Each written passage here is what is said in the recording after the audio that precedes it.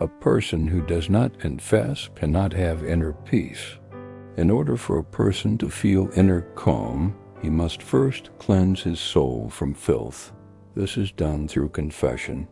By opening his heart before his spiritual father and confessing his sins to him, a person humbles himself. Thus the heavenly doors are opened to him. God's grace overshadows him generously, and he becomes spiritually free. Before a person confesses, his soul is entirely in a fog. He can barely see through that fog vaguely, and therefore he justifies his sins. Confession is like a strong wind that disperses all that fog and clears the spiritual horizon.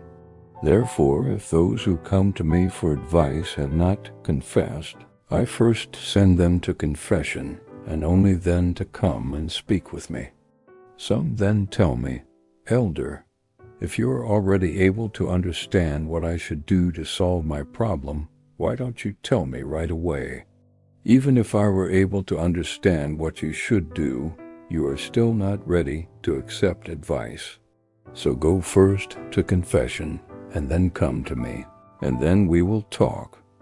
Through confession, a person is cleansed inwardly of everything unnecessary and becomes capable of bearing spiritual fruit.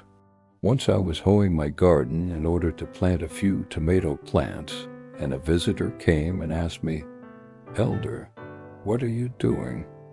"What am I doing?" I said to him, "I am confessing my garden." "How so, Elder?" "Does a garden need confession?" "Of course it does.